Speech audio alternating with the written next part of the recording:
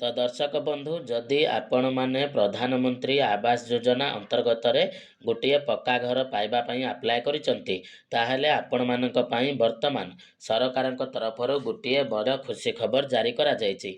जे खुशी खबर अनुसार वर्तमान समय रे आपण मानक आवास घर तैयारी करबा निमंते सरकार तरफ 2,75,000 टंका जोगाई दिया जिवो। तबे दर्शक बंधु चलंतु वर्तमान आमे डिटेल्स रे जानिबा जे केमिति आपण माने एही 2,75,000 टंका पाइबे आउ ए टंका आपण माने पाइला परे केमिति कोन घर बनैबे आउ ता सहित आपणक मनरे जो प्रश्न रहिछि मध्य जे आवास घर हमकु केबे मिलिबो तो से नै कि जहा भी डाउट्स आपणकर रहिछि तो सब किछि प्रश्नर उत्तर आपण मानकु ए गुटे भिडियो रे मिलि जिवो। तो भिडियोटी को शेष पर्यंत निहाती देखिबे एवं ता सहित भिडियो को गुटे लाइक करके चैनल को मध्य सब्सक्राइब करिनेबे।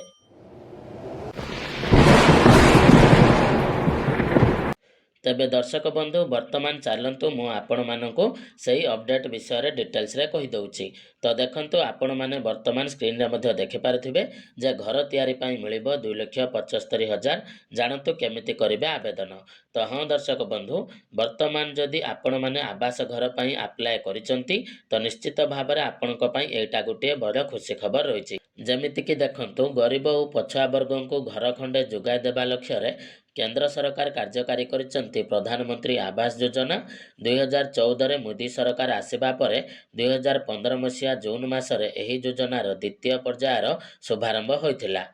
ग्रामांचल सहित सहरांचल रहुथिबा गरीब श्रेणीर परिवार को मध्य एही योजना रे आवास जोगाई देउछंती सरकार। एही योजना रे केंद्र सरकार हिताधिकारी को 2,25,000 टंका जोगाई देउछंती। सेही बळी राज्य सरकार मध्य एही योजना रे योग्य हिताधिकारी को 50,000 टंका जोगाई देउछंती। एही योजनार लाभ उठाइबा को चाहुथिले हिताधिकारी को तुरंत आवेदन करिबा को हेबो। एही योजना रे केउ माने लाभ उठाई पारिबे ओ केमिति आवेदन करिवे ताहा विषय रे आपण मानकर निम्न रे मध्य दिया जायछि।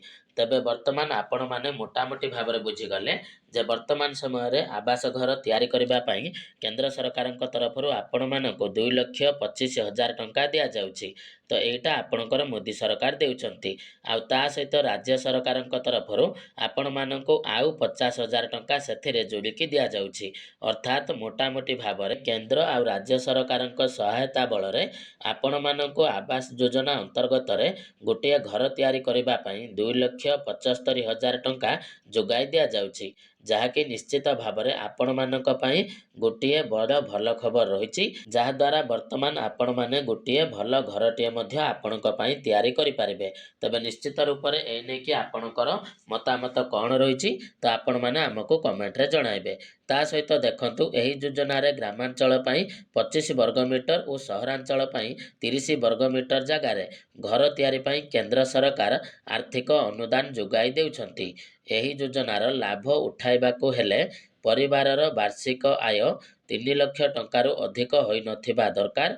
वर्तमान सुधा एही योजना रे 1 कोटी रु अधिक हिताधिकारी सुविधा पाई सारिचंती। ता सहित योजनार लाभ उठाइबाकू हेले हिताधिकारी को pmaymic.gov.in वेबसाइट विजिट करबाकू पड़िबो। होम पेज रे PMAY ऊपर क्लिक करी समस्त आवश्यक दस्तावेज दाखल करबाकू पड़िबो। तबे दर्शक बंधु आपण माने जानिथिबे एवं आपण माने समस्त मध्य आवास घर पई अप्लाई करि सारिचंती। तो ता विषय रे मु आपण मानको आउ किछि कहिबि नै। तो निश्चित भाव रे वर्तमान ए सब जानिला परे तो आपणक मनरे प्रश्न आसुथिबो जे भाई आमे तो आवास घर पई अप्लाई करि सारिचु तो आमको घर केबे मिलिबो बा सरकारक तरफरु नुआ लिस्ट केबे आसीबो। तबे देखंतु ए प्रश्नर उत्तर मु आपण मानको ऑलरेडी गुटे वीडियो रे देई सारिछि। तो से वीडियो रे मु आपण मानको डिटेल्स रे पूरा बुझाई के कहि देइछि जे सरकारंकर कोन प्लान रहिछि आ से प्लान अनुसार आपण मानको से केमिति घर देबे आ काहाको घर देबे। तो ए टू जेड आपणक मनरे जहा भी प्रश्न आसुछि आवास योजना को नेकी तो से सब प्रश्नर उत्तर मु देई देइछि। तो से वीडियोटी को आपण माने देखि नेबे एवं आपणकर सब किछि डाउट्स मध्य क्लियर हे जिवो। तबे दर्शक बंधु वर्तमान मु आशा करूछि जे आपण मानक पई वीडियोटी बहुत गुरुत्वपूर्ण हेतिबो आ ए खबरटी को पाइला परे आपण माने निश्चित भाव रे खुशी भी हे जाइथिबे। ତ ଯଦି ବି ଆପଣଙ୍କର ଆଉ କିଛି ପ୍ରଶ୍ନ ଥାଏ ତାହେଲେ ଆପଣ ଆମକୁ କମେଣ୍ଟରେ ପଚାରି ପାରିବେ। ଆଉ ତା ସହିତ ଭିଡ଼ିଓଟି ଆପଣମାନଙ୍କୁ ଇନଫର୍ମେଟିଭ୍ ଲାଗିଥିଲେ ଭିଡ଼ିଓଟିକୁ ଲାଇକ୍ କରିବେ। ଆଉ ଚ୍ୟାନେଲରେ ନୂଆ ହେଇଥିଲେ ଚ୍ୟାନେଲଟିକୁ ନିହାତି ଭାବରେ ସବସ୍କ୍ରାଇବ୍ କରିଦେବେ। ତ ଚାଲନ୍ତୁ ଆଜିର ଭିଡ଼ିଓରେ ଏତିକି। ପୁଣି ଦେଖାହେବ ଆପଣମାନଙ୍କ ସହିତ ଆଉ ଗୋଟିଏ ନୂଆ ଭିଡ଼ିଓରେ। ତ ସେତେ ପର୍ଯ୍ୟନ୍ତ ବିଦାୟ ଦିଅନ୍ତୁ। ଜୟ ଜଗନ୍ନାଥ।